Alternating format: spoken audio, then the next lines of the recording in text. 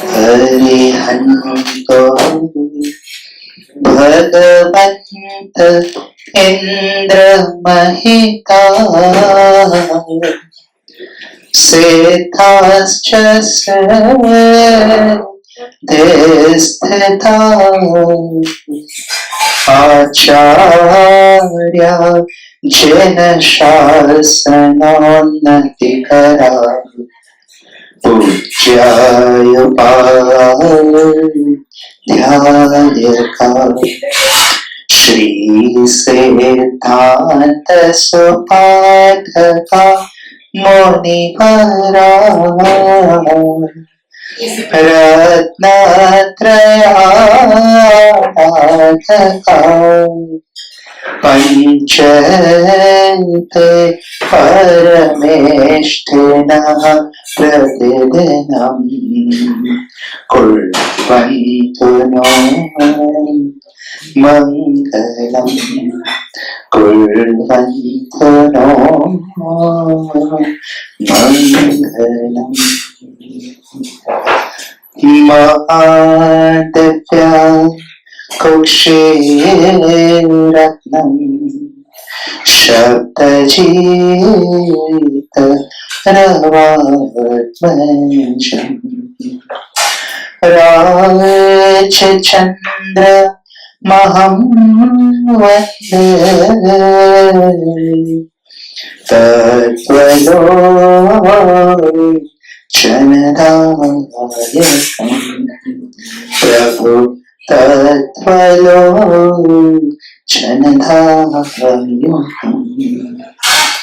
अज्ञानतिमिरान्धनानां ज्ञानाञ्जन शलाकया नेत्रमुन्मिलितं येन तस्मै श्री गुरवे नमः। तस्मै श्री गुरवे नमः। પણ તો યુવા મોક્ષ માટેનો આ સ્વાધ્યાય ગોઠવાયેલો છે, પણ આ સ્વાધ્યાય સાથે જોડાયેલા સર્વે મુમુક્ષુ ભાઈઓ બહેનો આત્મભાવે વંદન.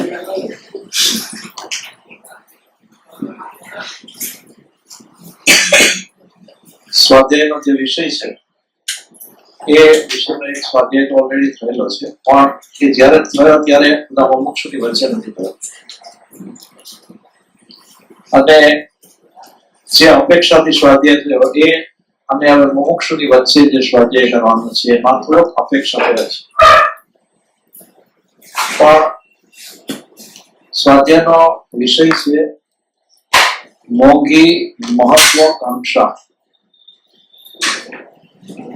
મોંઘી મહત્વાકાંક્ષા. અત્યારના તો અહીંયા મોટા ભાગના બધા યુવા મુમુક્ષુઓ બેઠેલા છે અને એ ના જીવનની અંદર જ્યારથી સમજણ આવી ત્યારથી એના મનની અંદર કેટલા કેટલા પ્રકારની મહત્વાકાંક્ષાઓ રહેલી હોય કે હું આ પ્રાપ્ત કરી લઈશ, આ મેળવી લઈશ, આમ કરીશ, મારું જીવન આવું બનાવીશ, આવું ઘર બનાવીશ, આવું આમ કરીશ, આવો ધંધો કરીશ, એમ કેટલા બધા પ્રકારની મહત્વાકાંક્ષા. અને એ બધી જ મહત્વાકાંક્ષા છે એની પાછળ અપેક્ષા શેની? તો કે સુખની. કે મારે કોઈ પણ રીતે મારી મહત્વાકાંક્ષા પૂરી કરી અને મારે આનંદ પ્રાપ્ત કરવો છે, સુખી થવું છે. એટલે આમ ગણીએ તો આ વિશ્વના બધા જીવો છે એ બધાનો લક્ષ્ય સુખ છે. અને એ સુખની અંદર એને જે વસ્તુ પ્રાપ્ત કરવાની ઈચ્છા હોય એની એને મહત્વાકાંક્ષા રહ્યા કરતી હોય. તો આમ તો અત્યારમાં આપણે થોડોક વિનોદ કરીએ, મહત્વાકાંક્ષાની વાત કરીએ તો યુવાનો હોય એને એમ થાય કે મને સામેવાળું પાત્ર આવું મળે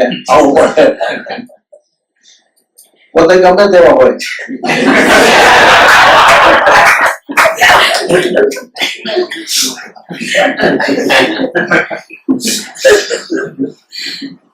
પણ એ મહત્વાકાંક્ષા, અને એમાં પાછું પોતે ઈચ્છે એમ સામેવાળો કરે.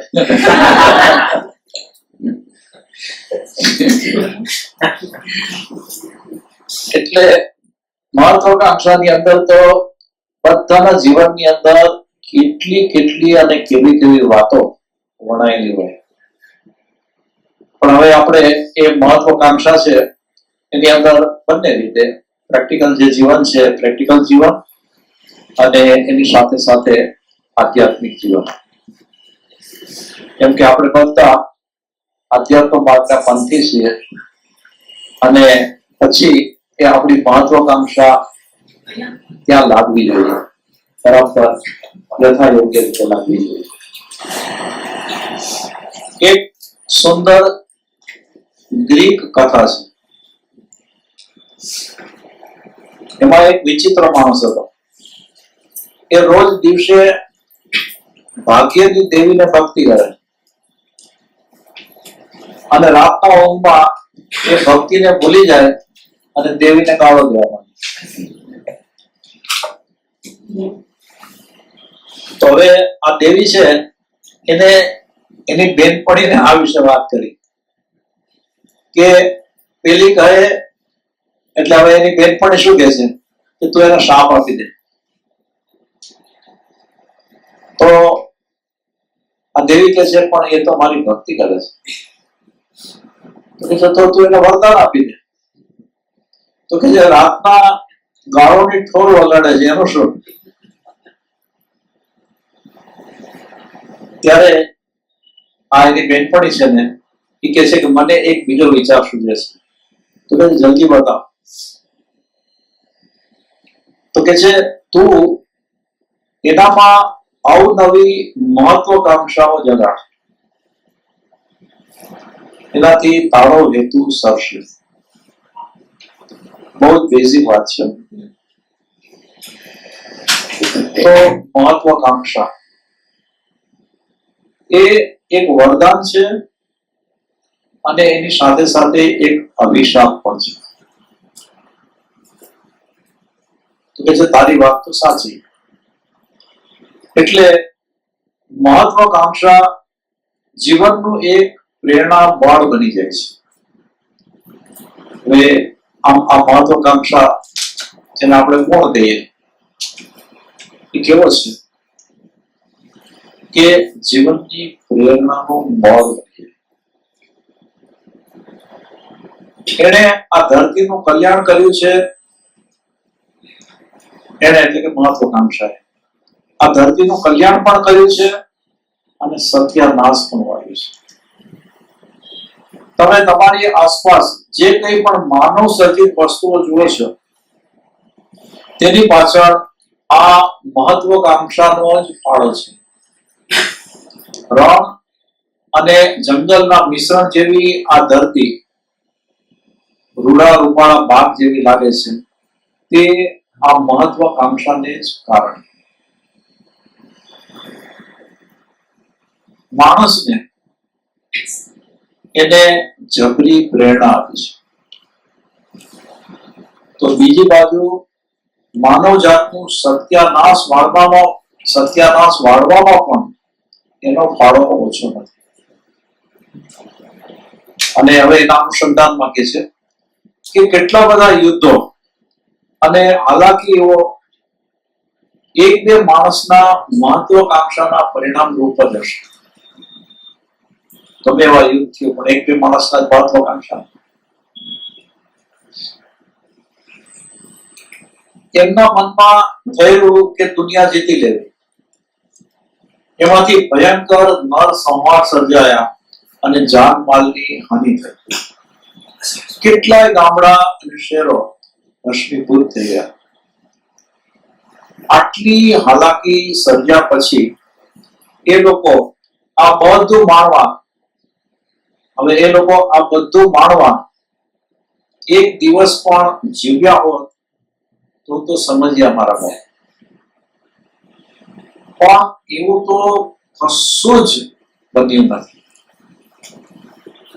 અને હવે દાખલો આપે છે કે હિટલર જેવા કઈક હત્યારાઓએ પોતાની ક્ષુદ્ર મહત્વકાંક્ષાઓ પોષવા માટે કેટલાયના જીવન બરબાદ કરી નાખેલા.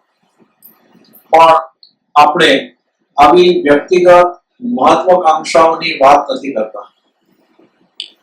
એ સાથે જગતનો ઉદ્ધાર કરી નાખવાની ઘટનાઓ વિશે પણ આપણે ચર્ચા કરવી નથી. માણસ પોતાની પાસે જે શક્તિઓ છે તેનો ઉપયોગ કરે અને પોતાના હૈયામાં 2-4 ઉત્તમ આદર્શો જગાડી અને એમને સિદ્ધ કરવા માટે પ્રયત્ન કરે. બસ આ દરેકે, કેમ કે આમ આપણે તો જોવા જઈએ તો અત્યારના આપણા ભારતના રાજ્યમાં ભારત અને કાશ્મીરની જે વાત ચાલે છે એની અંદર આપણે કેટલી ચર્ચાઓ કરતા હશે અને અંદરથી કેટલી બળતરા પણ કરતા હશે, કેટલા ખુશી પણ કરતા હશે. પણ એ બધું કરવાથી આપણો વિકાસ કેટલો છે, આપણી શક્તિ કેટલી વધી, તો આપણે આપણા વિકાસનો વિચાર કરવાનો. અને એ વાત આની અંદર મુખ્યપણે અત્યારના લેવામાં આવી રહી છે. અને એમાં ઉપયોગી થાય એવી મહત્વકાંક્ષાઓ વિશે આપણે વિચારણા કરીશું. હવે એમાં પેલો પ્રશ્ન કે સિસરો કે જેનું નામ કોણે નહીં સાંભળ્યું હોય, આ જગતને એના જેવા વકીલ અને વક્તા બીજા નહીં, આ જગતે એના જેવા વકીલ અને વક્તા બીજા નહીં જોયા હોય. બાળપણમાં એને સાંભળેલું કે ગ્રીસમાં અને રોમમાં વક્તાઓને ખૂબ જ મહત્વ આપવામાં આવતું. બાળક શિશરો પાસે કોઈ ઓળખાણ કે અનુકૂળતા નહોતી, છતાં એ ઇતિહાસનો મહાન પુરુષ બની ગયો. આની મહત્વાકાંક્ષા છે. પોતાની ખૂબ જાણીતી આત્મકથામાં એણે લખ્યું છે કે મારી મહત્વકાંક્ષાઓએ મારી પાસે શું સહન કરાવડાવ્યું છે કે હું જાણું છું. પણ જો એ મહત્વકાંક્ષાઓ ના હોત તો મને કામ કરવાનો ઉત્સાહ ના આવ્યો હોત. મેં ભૂખ્યા રહી અને વિશ્વવિદ્યાલયોમાં દોડાદોડી કરી છે. આ મહત્વકાંક્ષાઓએ દિવસો સુધી મને ભૂખ્યો રાખ્યો છે અને આગળ પણ આ મહત્વકાંક્ષાએ પણ મને વધાર્યો. એટલે કે મને આમાં મહત્વકાંક્ષા હતી એટલે જ મને આગળ પણ વધાર્યો. અને એ પણ હું કદી ભૂલી શકીશ નહીં. તો આપણે આપણી પોતાની જે મહત્વકાંક્ષા છે એ પૂરી કરવી હોય તો કેવો પરિશ્રમ કરવો પડે, કેટલી મહેનત કરવી પડે, કેટલું સહન કરવું પડે, કેટલા પ્રયત્ન અને પુરુષાર્થ કરવા પડે, ખાવા પણ ના મળે, પીવા પણ ના મળે, આવી કેટલી વસ્તુઓ જીવને સહન કરવાની આવે. પણ આ બધું સહન કરતા જ્યારે પોતાની મહત્વકાંક્ષા સિદ્ધ થઈ જાય પછી આખી વાત કેવી થઈ જાય.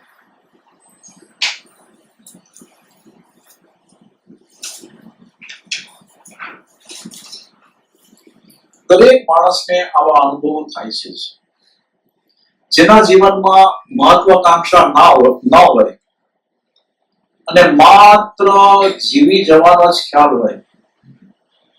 એને અવનવા કામો કે ભારે સાહસ કરવાનું મન શી રીતે થાય?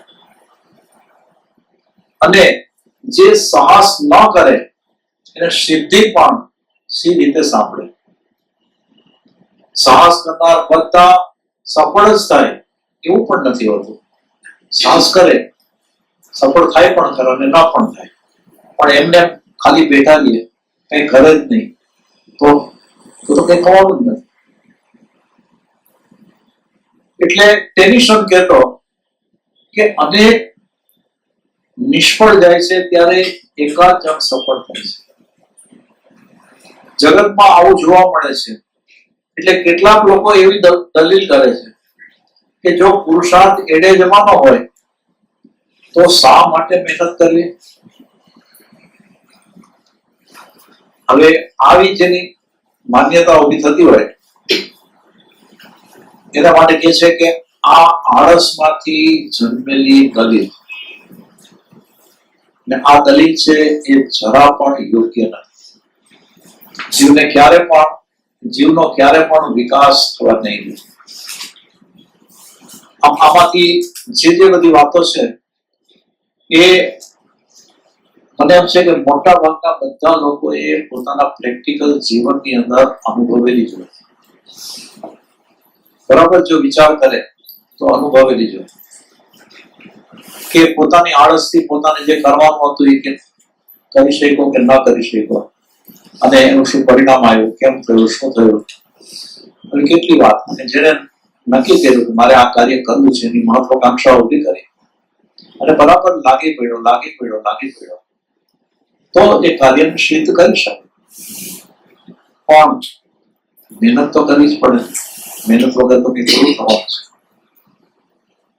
સ્વામી વિવેકાનંદે કહ્યું છે કે જો તમે એકવાર મનમાં એક મહત્વાકાંક્ષા નક્કી કરો કે મારે આમ કરવું જ છે, ને એ પછી એનું મૂલ્ય ચૂકવવા તૈયાર થઈ અને તમારી તમામ શક્તિઓને કામે લગાડી દો, તો એવી કોઈ તાકાત નથી કે જે તમારો પ્રતિકાર કરી શકે. હવે તમારે પ્રેક્ટિકલ જીવનની સાથે સાથે આધ્યાત્મિક જીવનને પણ જોડવાનું છે. કેમ કે આ બધાના જીવનની અંદર પોતાનું આધ્યાત્મિક ઘડતર કરી અને અજ્ઞાન દૂર કરવાની મહત્વાકાંક્ષા તો છે ને, હોવી જ જોઈએ અને છે ને. એટલે જે આપણી મોંઘી મહત્વાકાંક્ષા, અને એના માટે હમણાં જ આપણે વાતચીત કરી કે વ્યવહારિક જીવન, સાંસારિક જીવનની અંદર તો દરેક જીવને કઈ ને કઈ મહત્વાકાંક્ષા હોય. એના કર્મના ઉદય અને એની જે પરિસ્થિતિ, ગમે તેવી પરિસ્થિતિ હોય, શુભ કર્મના ઉદયથી બહુ સારી પણ હોય, અશુભ કર્મના ઉદયથી ખરાબ પણ હોય, પણ દરેક જીવના અંતઃકરણની અંદર અનેક પ્રકારની મહત્વાકાંક્ષાઓ એવી જ હોય. અને એ મહત્વાકાંક્ષા પૂરી કરવા માટે થઈને જીવે પુરુષાર્થ તો કરવો જોઈએ, પ્રયત્ન તો કરવો જોઈએ. એમને ખાટલા ઉપર બેઠા કઈક મનના ઘોડા મહત્વાકાંક્ષાના ભેડા જ કરે કે આમ કરશું, આમ કરશું, તો એનાથી તો કઈ મહત્વાકાંક્ષા પૂરી થઈ જઈ શકે એવું નથી. પછી એ પૂરી કરવા માટે થઈને જીવે કેટલો પુરુષાર્થ કરવો પડે. એટલે સ્વામી વિવેકાનંદ શું કહ્યું કે જો તમે એકવાર મનમાં કોઈક મહત્વાકાંક્ષા નક્કી કરો કે મારે આમ જ કરવું છે,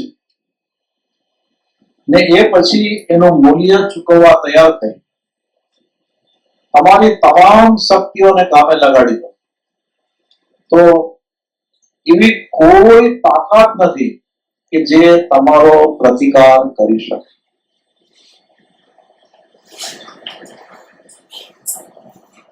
આ દુનિયામાં કેટલાક કુદરતી નિયમો કામ કરે છે. કુદરતી નિયમો, આ નિયમો અકાટ્ય હોય છે. કુદરત પોતે પણ એમાં ફેરફાર ન કરી શકે. આટલી વાત કર્યા પછી કે છે કે યોગ્યતા ધરાવનારને સફળતા મળે જ મળે. યોગ્યતા, આની અંદર આવી યોગ્યતા. કેમ કે આપણી યોગ્યતા ના હોય અને આપણા મનોરથ તો ઘણા ઊંચા રાખીએ તો એ તો શક્ય જ ના બને. એ સફળતા થોડી મોડી મળે એમ બને, પણ સફળતા તો મળે છે. હવે નેપોલિયનનો દાખલો છે કે નેલ્સનની સામે નેપોલિયન હાર્યો ત્યારે નેલ્સનના વખાણ જરૂર થયા પણ એની પ્રતિકૂળતાઓની વચ્ચે પણ ભળ નેપોલિયને જે ટક્કર ઝીલી એની પ્રશંસા દુનિયાભરના વીર નરોએ કરી હતી. આ પરાજયે નેપોલિયનની કારકિર્દીને સાવ ખતમ કરી નાખી. તો પણ એ વીર નરને સંતોષ એટલો જ હતો કે પોતે તમામ તાકાત લગાડી અને લડ્યો હતો. પોતાની જે શક્તિ છે પૂરેપૂરી લગાડી અને લડ્યો હતો. એટલે શક્તિ તો પૂરેપૂરી લગાવવી જ પડે. એટલે કે છે કે પરાજય પહેલા એને મહત્વાકાંક્ષાઓ તો સિદ્ધ કરી જ હતી. માનભરી હાર નિકૃષ્ટ વિજય કરતા વધારે ભવ્ય ગણાય છે. હાર માનભરી હાર કરી પાછી માનભરી હાર કે વિજય કરતા પણ વધારે ભવ્ય ગણાય છે. પણ લોકોને એવી આદર્શ ભરી વાતોમાં રસ નથી. એમને મન હાર એટલે હાર એ કદી ગમી શકે જ સી રીતે, ભલે નિકૃષ્ટ હોય તોય વિજય ક્યાંથી, એવો દુનિયાનો હિસાબ છે અત્યારની વર્તમાન દુનિયાનો.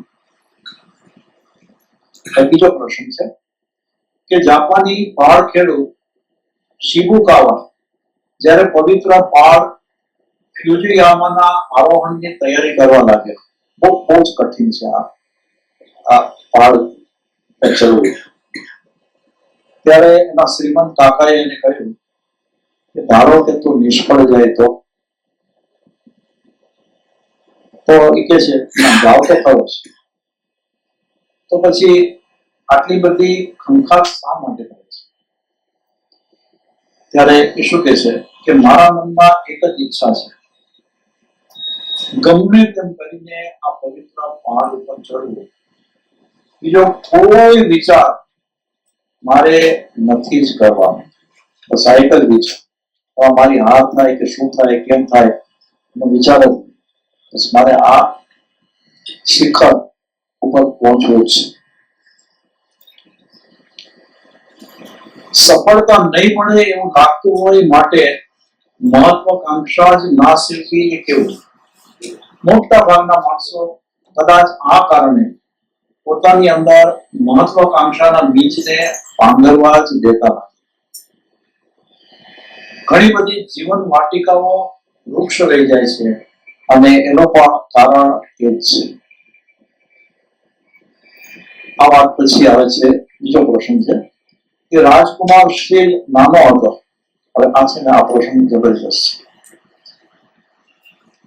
એટલે કે આધ્યાત્મિક દ્રષ્ટિએ.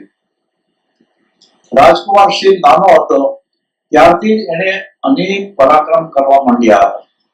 રાજકુમાર છે, આજુબાજુના રાજ્યમાં એની હાક વાગતી. હવે એ સાધના તરફ વળી ગયો. તમે બધા વળી રહ્યા છો? એ વળી ગયો. તથાગત બુદ્ધને કહે કે દુનિયાવી વિજય તો મેં ઘણા મેળવ્યા છે, પણ આ યુદ્ધમાં પ્રવેશ કરતા આપણામાં થાય છે. હવે દુનિયાવી વિજય તો મેં ઘણા મેળવ્યા, પણ આ યુદ્ધમાં પ્રવેશ કરતા આપણામાં થાય છે. તો પૂછે છે કે હતબાદ શું થશે? તમે હારી જાઓ તો? એ વાતનો મને ડર લાગે છે. ત્યારે કે છે કે અનેક ઉચ્ચ વિજયોને એક ભવ્ય પરાજય આંબી જાય છે. જબરજસ્ત વાક્ય છે. અનેક તુચ્છ વિજયો એટલે કે ભલે આખા દુનિયા પર જીત મેળવી લીધી હોય, એ વિજય પ્રાપ્ત કરેલા હોય એને તુચ્છ કીધા. એ અનેક તુચ્છ વિજયોને એક ભવ્ય પરાજય આંબી જાય છે. ભવ્ય પરાજય એને આંબી જાય છે, એની તને ખબર નહીં હોય. તારા સ્વપ્ન ધ્વજને બને એટલો ઊંચો રાખ.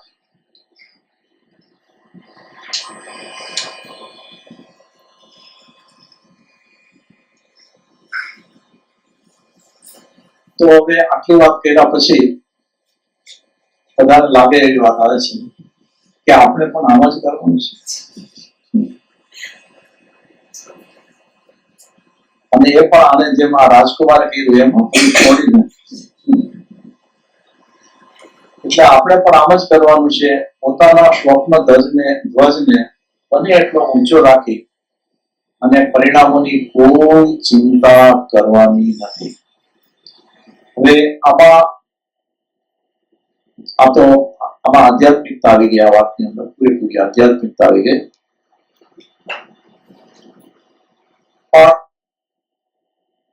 આપણે બાહ્ય રીતે આપણી મહત્વાકાંક્ષા હોય અને ગમે તેવા વિજયો મેળવીએ, ગમે તેવા કાર્યો કરીએ, એ કાર્યો સાધ્ય પણ થઈ જાય. એ બધું થાય, એ બધો જે વિજય છે એ વિજય પર વસ્તુ ઉપર ન. એટલે આમ જોઈએ તો બધો આધાર પર ઉપરનો, અને પર ઉપરનો જે આધાર છે એ આધારની અંદર આપણે આપણી મહત્વાકાંક્ષા પૂરી કરી પણ શકીએ અને કદાચ નિષ્ફળ પણ જઈએ, એટલે કે પૂરી ન પણ. કેમ કે આપણે પર વસ્તુ ઉપર આધાર રાખવાનો છે.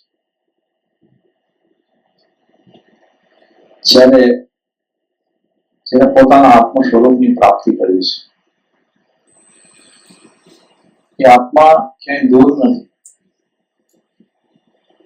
એ તો પોતે જ પોતાની અંદર જ છે, પોતે જ છે આત્મા.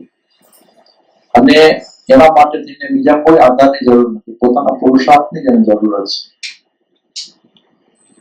અને મહાપુરુષો એમ કહે છે કે જો તારો પુરુષાર્થ યથાયોગ્ય હોય,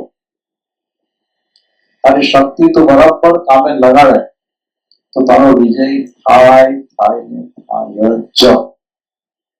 આની અંદર એકદમ શ્યોરિટી. કેમ કે કોઈ બીજી વસ્તુ ઉપર આધાર રાખવાનો નથી.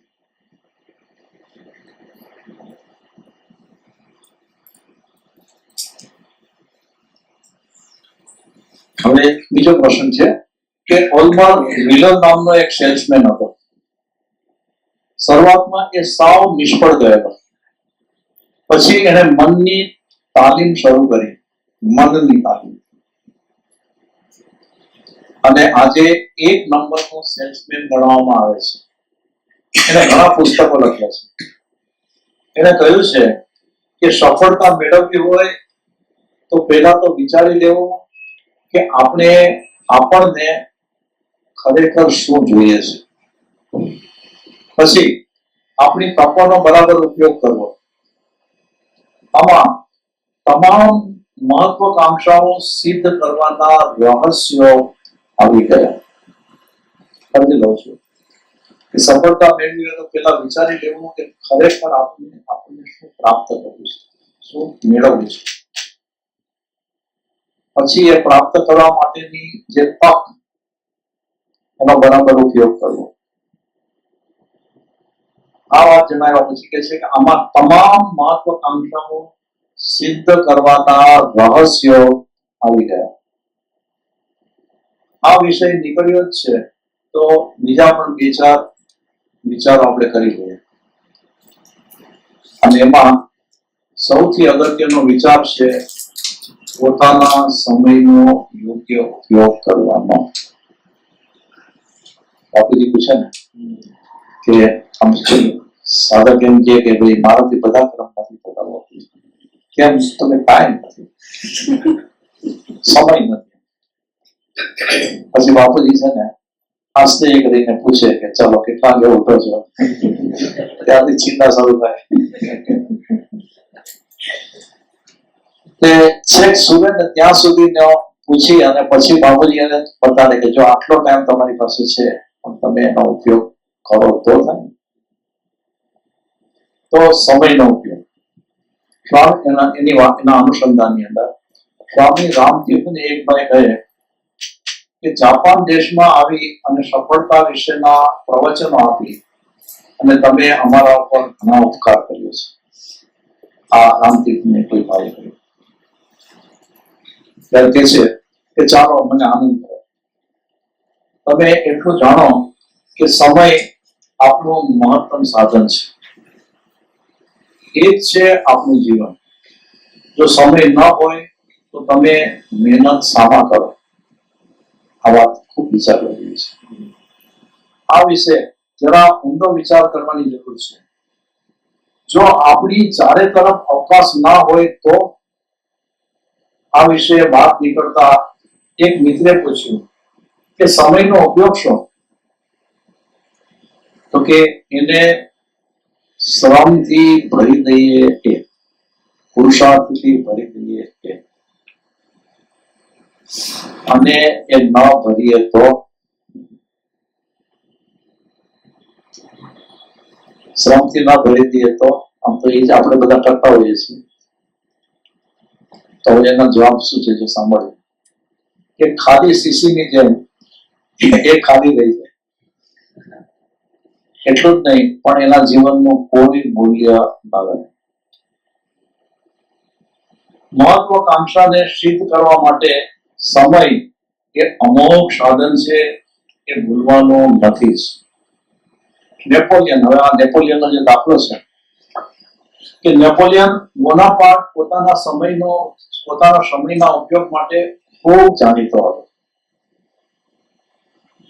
1 કલાક બચાવવા માટે એ 4 દિવસ વિચાર કરતો.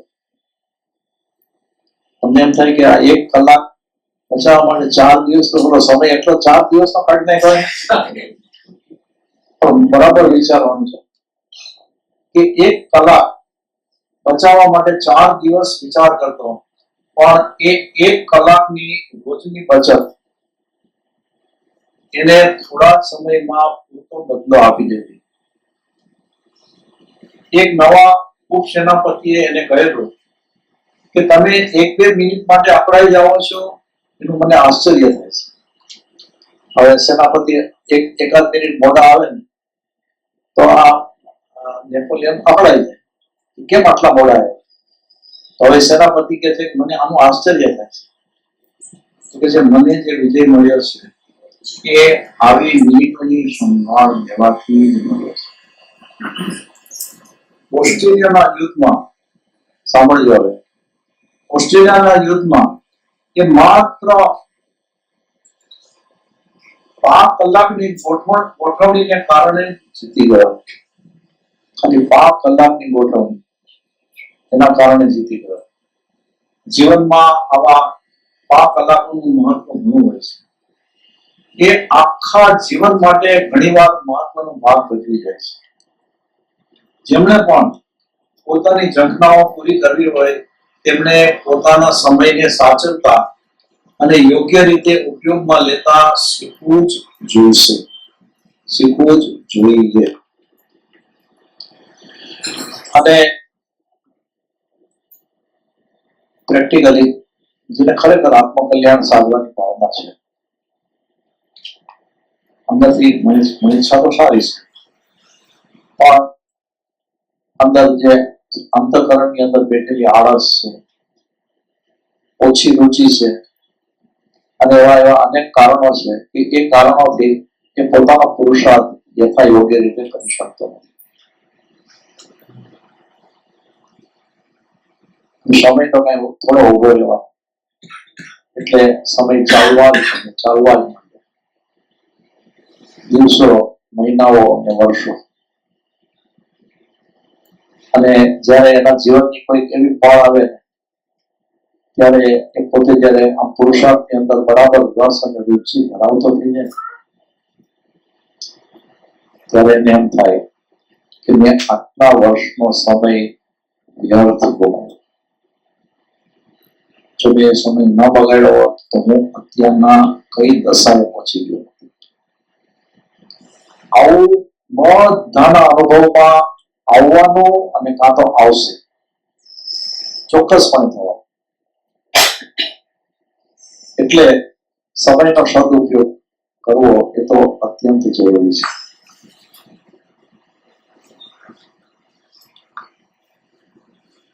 ઉત્તર ભારતના જાણીતા વકીલ હરિસિંહ ગૌડ નાના હતા ત્યારે એમણે નિર્ણય કરેલો કે પોતે એ વિસ્તારના ઉત્તમ વકીલ બને.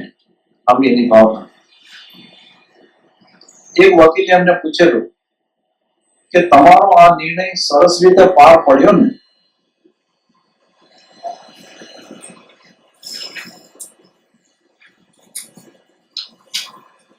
તો આ શું કે છે? પાર પડ્યો એટલે પાર પડ્યો એટલે મારી જગ્યાએ જો બીજું કોઈ હોવો તો ખલાસ જ થઈ જાય. પણ બહુ મહત્વની વાત છે, પણ મારી મહત્વાકાંક્ષા એ જ મને ટકાવેલો. મહત્વાકાંક્ષા કે આટલી બધી મુશ્કેલીઓ, હતાશ થઈ જવાય એટલી બધી મુશ્કેલીઓ, પણ આ મહત્વાકાંક્ષાનું બળ કેવું છે કે કોઈ પણ રીતે ટકી અને મારે ઉત્તમ વકીલ બનવું જ છે, બનવું છે. તો મહત્વાકાંક્ષીને લાગેલા ઘા ઝાઝા અસર નથી કરતા. મહત્વાકાંક્ષીને લાગેલા ઘા ઝાઝા અસર નથી કરતા હોતા. સામાન્ય સંજોગોમાં એ જ ઘા એને અવળો સવળો કરી નાખે, પણ મહત્વાકાંક્ષાનું મલમ આવા ઘાને ઉગતા જ ડામી દે છે. આ મલમ એટલે મહત્વાકાંક્ષા છે તો ગમે એટલી મુશ્કેલી છે, ગમે એટલી તકલીફ છે, પણ જીવને લક્ષ્ય બનાવ્યો કે મારે આ મહત્વાકાંક્ષા પૂરી કરવી જ છે, તો એ બધી વસ્તુ સહન કરી લેવાનો, કરી જ લેવાનો. દાખલો કે આથી તમારામાંથી યુવાનો જે છે ભણવામાં કોઈ સારી ડિગ્રી પ્રાપ્ત કરવી છે, મહત્વાકાંક્ષા છે, અને એની અંદર અનેક પ્રકારની એક્ઝામો દેવાની આવે, તો એના વિષયો ગમતા ન ગમતા ઘણા બધા લેન્ધી હોય અને અનેક જાતના વિચારો આવે કે પેપર કેવું આવશે, શું થશે, કેમ થશે. પણ એ સ્ટુડન્ટ કે જેને આ ડિગ્રી મારે પ્રાપ્ત કરવી છે, આ મહત્વાકાંક્ષા છે, તો કોઈ પણ રીતે એ અભ્યાસ કરે છે, પૂરેપૂરો અભ્યાસ કરે છે, પૂરેપૂરી મહેનત લગાડી દે છે, અને એ મહેનત લગાડી અને પછી પરીક્ષા આપવા માંડી જાય છે. અને એ પોતાને જ ખબર પડે કે એને પોતાને આ મહેનત કરવાની અંદર કેટલી મુશ્કેલીઓ પડી હશે, કેટલી તકલીફો એને વેઠી હશે. આ એક પ્રેક્ટિકલ સામાન્ય દાખલો. આવા તો કેટલા બધા પોતાના જીવનની અંદર બનેલા બનાવો હોય. ડોક્ટર રામચરણ મહેન્દ્ર એક યુવકને કહે કે તું ખરેખર શું થવા માંગે છે? તો યુવક કહે છે મારી મહત્વાકાંક્ષાઓનો તો કોઈ પાર નથી, પણ મારે એને કેવી રીતે આકાર આપવો? તો કે છે નજર સામેની બાબતોનો બરાબર અભ્યાસ કરવો. આ બધાની વાત છે, ખાલી આ યુવકની એકલાની વાત નથી, કેમ કે બધામાં અનેક પ્રકારની મહત્વાકાંક્ષાઓ તો બેઠેલી હોય છે. તો કે નજર સામેની બાબતોનો બરાબર અભ્યાસ કરવો, જોખમને માપી લેવું, ચૂકવવાની કિંમતનો ખ્યાલ કરવો અને પછી ચૂકવી દેવું. બસ આટલું આવડી જાય તો સમજી લો કે આગળની ચિંતાની નિરાશ. એક વાર નિર્ણય લેવાઈ ગયો, ડગલું ભર્યું, પછી પાછા વળવાનું નામ નહીં. પછી મહેનતમાં પાછી પાની નહીં કરવાની અને કોઈ પણ જાતના ડરથી અકળાવવાનું નહીં. આ એક વાત કેટલી બધી મહત્વની છે. અને બધાને આ એક વાત છે ને ખરેખર વિચાર કરે ને પોતાના જીવનની અંદર, તો આમાંથી કોઈને કોઈ વાત એને પરેશાન કરતી જ હોય, હેરાન કરતી જ હોય. હમણાં એક ગામમાં જવાનું થયેલું, ગામની પાદર એક તળાવડી, એમાં એક મંગીએ ટેટી વાવી હતી, સાકર ટેટી. મારા સ્વભાવ પ્રમાણે પૂછ્યું કે કેમ ચાલે છે? એટલે સાહેબ મજામાં છે. સાહેબ મજામાં નહીં, સાહેબ મજા છે. અડધી તલાવડી બાકી રહી ગઈ, એમાં પણ ટેટી કર્યો હોત તો? આ ભાઈ જે લેખક છે કે ગામમાં ગયો, અડધી તલાવડીમાં એને આ સાકર ટેટી વાવી, અડધી બાકી રાખી, તો કે આંખેમાં બેરો હતો. તારા શું કે છે કે મારે ખાવા પીવા જોવું મળી જાય છે, એક ગાય રાખી છે, માતાજીની સેવા થાય છે અને છોકરા ધરાય છે, બીજું જોઈએ પણ શું? આ સંતોષ. હવે આ સામાન્ય માણસ કે જે આ ખેતી કરી સાકર ટેટી વાવી અને પોતાનું જીવન પૂરું કરે, અને છતાં એના જીવનમાં આટલો સંતોષ. અને હવે બીજો પ્રસંગ, એ સાંજે અમારે ગામના મુખીને મળવાનું થયું. એ બિચારા બહુ દુઃખી હતા. એમને 2 ટ્રેક્ટર હતા અને ત્રીજા ટ્રેક્ટર માટે એ પ્રયત્ન કરી રહેલા હતા, પણ એમાં સફળતા ન મળતા એ બિચારા દુઃખી થઈ ગયા.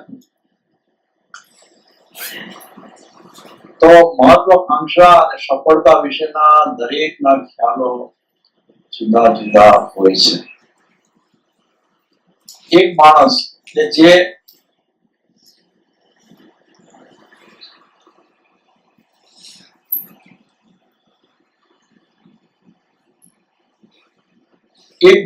જે મરી જવા યોગ્ય મહત્વ, એટલે કે કામ કરીને મરી જઈએ ને એટલી એવી મોટી મહત્વાકાંક્ષા લાગે અને બીજાને એમાં રસ પણ ન પડે. તો હવે ઓલો જે સાકર ટેટીની ખેતી કરતો હતો,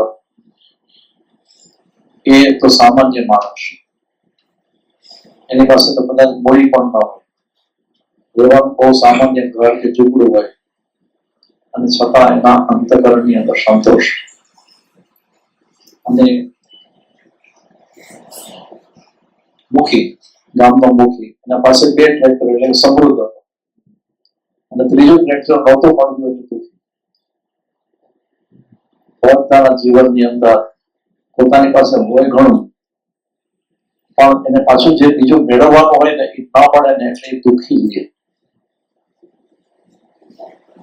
હવે ભગવાને એટલું બધું પુણ્ય આપેલું હોય અને એની પાસે કેટલું બધું હોય, અને છતાં પણ એને બીજી એક વસ્તુ જે પ્રાપ્ત કરવી છે એ નથી પ્રાપ્ત કરી શકતો, એના માટે એ દુઃખી. તો એના પુણ્ય એને સુખ આપે છે કે દુઃખ આપે છે? અને લગભગ બધાના જીવનની અંદર આ વાત રહેલી હોય છે કે કોઈ ને કોઈ રીતે દુઃખી. મને તો એવું લાગે કે દુઃખ આવે ને એવા રસ્તા જ ગોતતો હોય.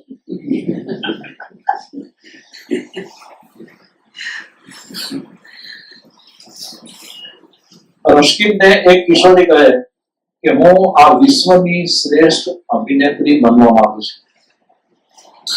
ત્યારે કે બહુ સારો ખ્યાલ છે. પણ રશ્કિન એને પૂછે છે કે પણ તને બીજો નંબર મળે તો એ સ્વીકારવાની તારી તૈયારી છે ખરી? તો કે શા માટે એવી તૈયારી રાખવી? તો મહત્વાકાંક્ષાની વિફળતાનો વિચાર પણ કરવો જોઈએ. ધારો કે યોજના નિષ્ફળ ગઈ તો શું? જે માણસ આ જાતની થોડી તૈયારી રાખે છે, એને સંજોગોવશ નિષ્ફળતા મળે તો પણ એ હતાશ નથી થતો. એ જાણે છે કે આજ નહીં તો કલ હમારી હૈ.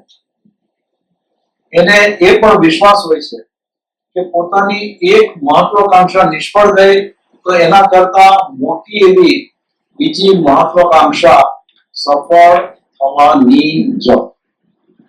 આ વાતની અંદરથી ખાતરી હતી. લાલા હરદયાને એક યુવક કહે કે હું કોઈ પણ ભોગે મારું ગૌરવ વધારવા માંગુ છું. બધાને ભાઈ ગૌરવ તો બધાને, અમારું ગૌરવ બધી જગ્યાએ વધારે. આ યુવક તો શું છે, કોઈ પણ રીતે મારું ગૌરવ વધારવા માંગુ છું.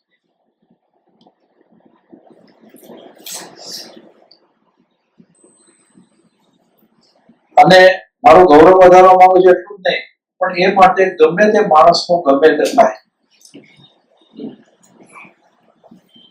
માત્ર પોતાનું ગૌરવ વધારવાના ખ્યાલનું શું મહત્વ છે, એમાં બીજાને ભોગે ગૌરવ વધારવાનો તો અર્થ જ શું છે? હું એ રીતે વિચારતો જ નથી. મારે કોઈ પણ રીતે મારી પ્રતિષ્ઠા વધારવી છે અને એ જ મારી મહત્વાકાંક્ષા છે. હવે આ યુવાન તો કોઈ પણ રીતે પોતાની પ્રતિષ્ઠા જ વધારવી છે, તો બીજાનું જે થવાનું એ થાય, મારે એનો વિચાર શું કામ કરવો જોઈએ છે? તો કે છે કે આ તો સ્વાર્થ છે. આને મહત્વાકાંક્ષા કહેવાય જ કેમ? અને મહત્વાકાંક્ષા કઈ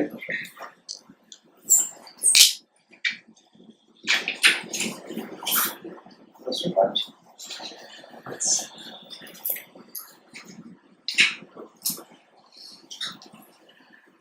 તો માત્ર આત્મગૌરવનું કોઈ મૂલ્ય નથી. એનાથી જીવનના અસ્તિત્વનું પણ કોઈ મૂલ્ય સાબિત થતું નથી. ધારો કે તમે પોતાનું ગૌરવ વધારો છો, તમારી એક મહત્વાકાંક્ષા તમે સફળ કરી, પણ એનાથી વળ્યું શું? આ જગતમાં તમામ અસ્તિત્વનો પણ કશો અર્થ તો રહેવો જોઈએ. કેમ કે માણસ પોતાનું ગૌરવ વધારવા માટે તેને ગમે તેવા સાચા ખોટા કામ કરી લે અને ઉપર આવે, તો દુનિયાને તો ખબર જ છે ને કે આ કેવા કેવા કામ કરીને આ ઉપર આવ્યો છે. પોતે એમ માને કે હું ઠેઠ આ પદ સુધી પહોંચી ગયો, પણ દુનિયાની નજરમાં તો કે બધા ભલે આમ એનો પોતે એ જે પદ સુધી પહોંચ્યો છે એનું સન્માન કરવું પડે એટલે કરે, પણ લોકોની નજરમાં તો ખરેખર એને ગૌરવ તો ન જ કહી શકે.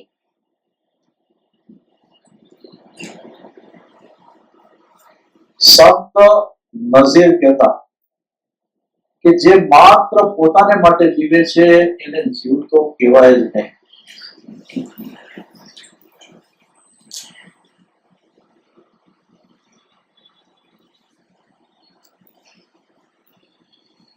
માણસનો જન્મ છે સંસ્કાર વર્ધન માટે, લોક કલ્યાણને માટે, દુઃખી જીવોના દુઃખ દૂર કરવા માટે. પણ એ એમને એમ જીવી જાય તો હવે આમ શું છે કે છે એમને એમ જીવી જાય તો આમ પત્નીએ દલીલ કરી તો કે છે કે એ તો પશુની જેમ જ ને, તો એની સિદ્ધિ ઓછી ના થાય. કે છે એ શું સિદ્ધ કરી શકે છે એના કરતા એનાથી શું સિદ્ધ થઈ શકે છે એ અગત્યનું છે. શું સિદ્ધ કરી શકે છે એના કરતા એનાથી શું સિદ્ધ થઈ શકે છે એ મહત્વનું છે. ગેટેના આ વિચારને હું ચિંતન જગતનું શિખર માનું છું. તમે શું સિદ્ધ કરી શકો છો એ એક વાત છે, અને તમારા દ્વારા પ્રકૃતિ શું કરી શકે એ બીજી જ વાત છે. આપણે શ્રી માતાજીના શબ્દોમાં પરમ શક્તિનું કેવું કારણ માધ્યમ બનીએ છીએ એ પણ જોવાનું રહે છે. અનેક માણસો પોતાના ક્ષુદ્ર અહમને પોષવાને માટે નાની મોટી મહત્વાકાંક્ષાઓની પાછળ પડે છે અને પોતાનું જીવન સફળ થયું એમ માને છે અને મનાવે છે. આ રીતે આપણે કીર્તિ અને કાર્યની શેરભેળ કરીએ છીએ. કીર્તિ અને કાર્ય એ બે બાબતો સાવ નોખી છે, પણ જગત કીર્તિને જ કાર્યનું બીજું રૂપ માને છે. કીર્તનના કાર્યો ને કીર્તિના કાર્યો શૂન્ય હોય એમ પણ બને. હવે આમ છે ને જનરલી બધા જીવન છે ને પોતે જે કરે ને એનો દેખાવ સારો થવો જોઈએ. આ બધાની અંદર મહત્વકાંક્ષા રહે, એનો દેખાવ સારો થાય, લોકો વખાણ કરે અને એ રીતે એની કીર્તિ વધે. હવે લગભગ બધા જીવોની ભાવના હોય અને એમાં તો અનેક લોકો એવા હોય કે આટલું કરીને આટલી કીર્તિ મેળવવા ઈચ્છતા હોય. મારા ફ્રેન્ડના ફાધર બહુ સુખી કુટુંબ, સમૃદ્ધ કુટુંબ, અને એનો સન એના બાપાની પણ ડિગ્રી કરવી હોય તેને મુશ્કેલી ના પડે અને બહુ જેને કહે ને કે ફેમસ કુટુંબ. એ કે મારા બાપા મને એમ કહે કે આપણે કોઈ પ્રસંગમાં જઈએ ને તો ટાઈમમાં નહીં જવાનું, મોડા જવાનું. મોડા જઈ અને દેખાડો એવો કરવાનો કે આપણે જ બધું કરીએ છીએ, એવો દેખાડો કરી અને બધું ખાઈ પીએ અને પછી પાછા આવતા રહેવાનું. તો આ તો એને સ્પષ્ટ વાત કરી કે આનો આવો સ્વભાવ છે. પણ ખરેખર દરેક જીવ પોતે વિચાર કરે પોતાની અંદર કે પોતાના સ્વભાવમાં આવી વસ્તુ રહેલી છે કે ઊંડે અંશે અથવા તો મોટા પ્રમાણની અંદર બધાના અંતઃકરણની અંદર આવી ભાવના બેઠેલી હોય છે.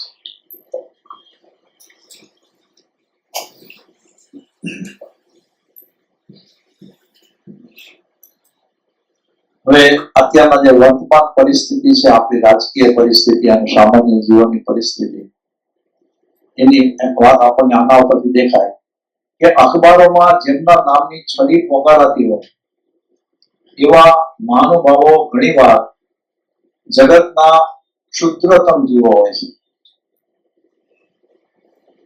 હાથમાં સાવરણો લઈ અને ફોટો પડાવનારા નેતાજીને હસવા સિવાય બીજું કઈ ન આવડતા છતાં એમની કીર્તિના કોટડા ઊંચા ને ઊંચા ચણાઈ જતા હોય તો જેને અપકીર્તિ મળી છે એના કાર્યો ઊંચા પણ હોઈ શકે. અપકીર્તિ મળી પણ એના કાર્યો ઊંચા હોઈ શકે. જેનર નામનો એક માણસ, જેનર, એને શીતળાનો રોગ રોકવાની રસી શોધેલી. એ વખતે લોકોએ એના ઉપર માછલા ધોયેલા. આવું પાપ કાર્ય કરવા બદલ લોકોને એના ઉપર ફટોફટ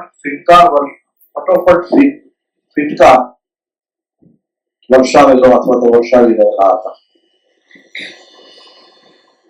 લોકો યાદ કરે માટે આપણું જીવન સફળ થઈ ગયું એમ માનવું બરાબર નથી. તો બધા ફિટકાર વરસાવે માટે એડે ગયું એમ પણ માનવાનું નથી. શેક્સપિયર કહેતો કે બીજી બધી વાત પછી પણ પોતાની જાત પ્રત્યે સચ્ચાઈને કેળવો. જાત પ્રત્યે સચ્ચાઈને કેળવો. આમ આપણા 4 પ્રશ્નો છે ને, ક્રોધ, માન, માયા અને ક્રોધ. માયા નું કામ કરે, જે હોય એમ દેખાડવો ને આપણે સારા હોય દેખાડો કરવો, આ માયાનું કામ છે. અને એ માયા કેવી કે પોતે બહુ ગુણિયાળ એટલે કે બહુ આગળ આવવા લગાડવાના અને છતાં પોતાની આજુબાજુના બધા અગુણિયલ છે ને એવો જ દેખાડો, એવી જ માન્યતા અને એ રીતે જ વર્તન. આનાથી એને એમ લાગે કે જાણે કે પોતાની શાખ વધશે, પોતાની મહત્તા વધશે. પણ એની અંદર માયા આવી, કપટ આવ્યું, એનાથી કેવું કર્મ બંધાય, કેવા ઘાત કર્મ બંધાય, એ તો એને ખબર નથી પડતી. નથી બાહ્ય રીતે જોવાનું છે, અંદર આંતરિક શું થઈ રહ્યું છે. એ આંતરિક ઘડતર કરવા માટે સચ્ચાઈ રહે છે કે જે વસ્તુ જેમ છે એમ જ કેવી એમ જ રાખવી, જેની અંદર પછી પોતાનો માન, મહત્તા, કીર્તિ એનો બહુ વિચાર ના કરવો જોઈએ. તો એને જે ફાયદો થાય છે, આંતરિક રીતે જે ફાયદો થાય છે એની આપણે કલ્પના પણ ના કરી શકીએ. એટલો બધો ફાયદો થતો હોય છે. એટલે બહાર દેખાવામાં ના આવતો. એટલે જાત પ્રતિ સચ્ચાઈ કેળવવી. સચ્ચાઈ હશે તો લોકો આપણે માટે શું કહે છે એ વાતનું કોઈ મૂલ્ય રહેતું નથી. ખરા મહાપુરુષોની જીવન કથાઓને પૂરેપૂરી લખી શકાય જ નહીં, પણ આવા ખ્યાલ કરવાનું કામ આપણું છે નહીં. આપણે જીવનને સફળ બનાવવા માટે પોતાનાથી થાય એ પ્રયત્ન કરવો.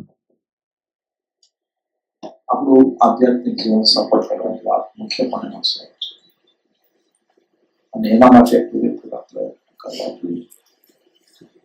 આ માટે આપણી લાયકાતો શી છે એ વિચારવાનું નથી, માત્ર નિષ્ઠાપૂર્વક જીવીએ એટલું જ પૂરતું છે. કેટલાય માણસોએ સાવ સામાન્ય સ્થિતિમાંથી જીવનનો પ્રારંભ કરી અને ભવ્ય મહત્વાકાંક્ષાઓને સિદ્ધ કરેલી. સફળતા મેળવવા માટે લક્ષ્ય નક્કી કરી નિષ્ઠાપૂર્વક એ સિદ્ધ કરવા મથવો એ જ સારામાં સારો, સાચામાં સાચો રસ્તો છે.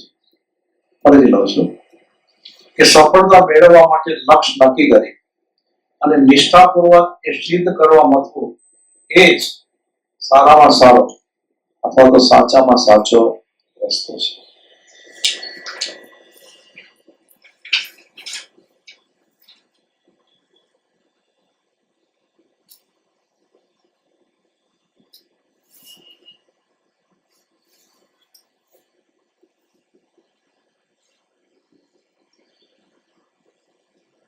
આપણે શરદ બાબુ એનું એક વાક્ય જોઈ લઈએ કે જેમાંથી જેને પ્રેરણા ન મળે અને પુરુષાર્થની ઝંખના ન જાગે તેને માટે તો મારી પાસે કોઈ શબ્દ નથી.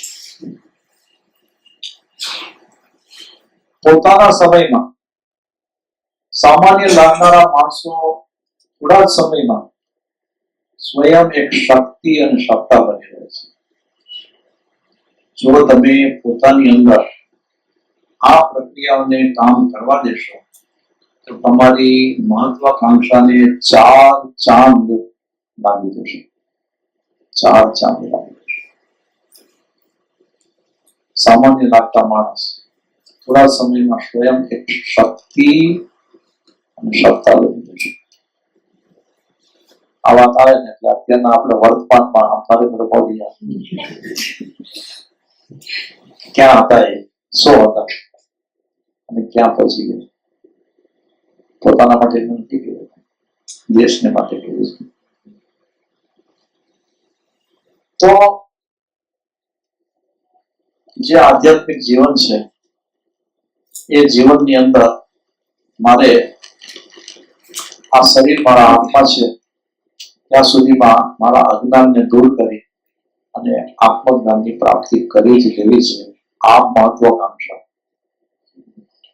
એકો એક આ અધ્યાત્મ માર્ગના આરાધકના અંતઃકરણની અંદર હોવી જોઈએ.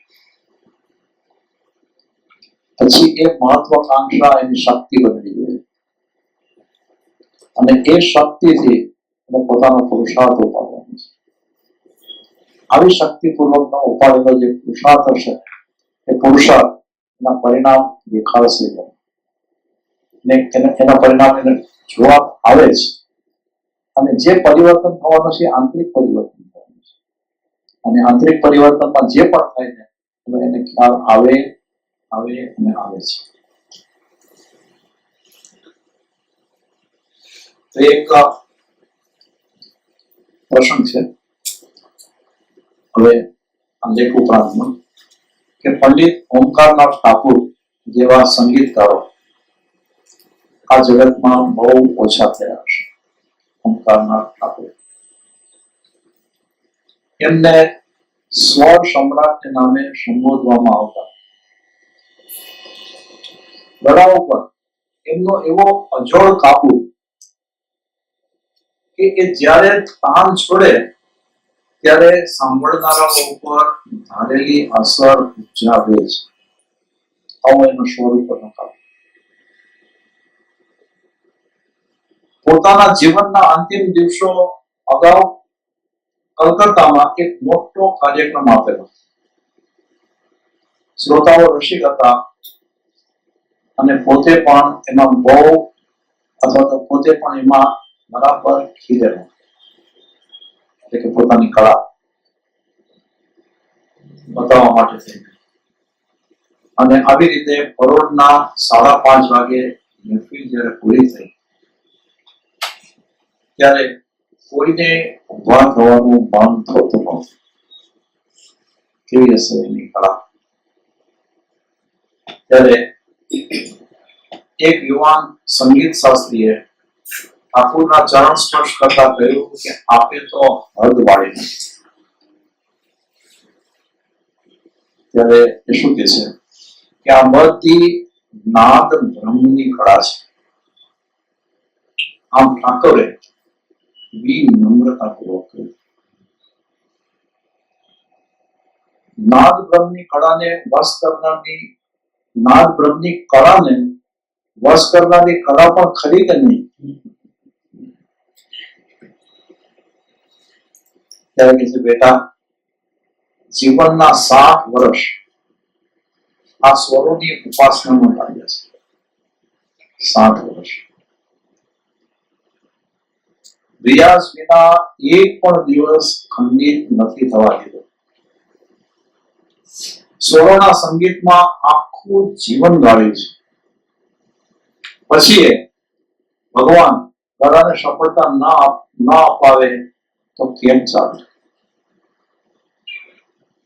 ત્યારે સામે વાળો કે છે ના, ખરેખર ન જ ચાલે. કોઈ પણ ક્ષેત્રમાં સફળતા મેળવવા માટે આવી નિષ્ઠાવંત સાધના કરનારને પોતે જે પ્રાપ્ત કરવું છે એ પ્રાપ્ત કેમ ન કરી શકે?